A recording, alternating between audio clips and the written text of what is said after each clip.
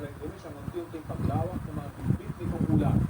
Tutukan ang iba pang detalye kaugnay sa bagyong Marcel dito po sa Balitang Hali. Magandang tanghali po. Oras na para sa mahihilig na balita.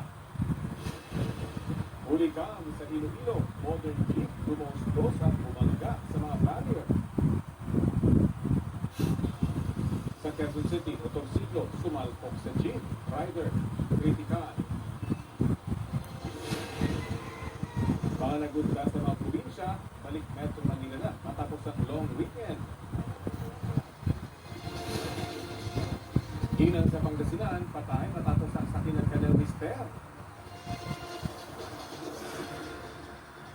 Sa mga mamamalengke, presyo ng isda, mataas pa rin dahil daw sa bagyong Christine at Leon. Ang galaw sa presyo ng mga produktong petrolyo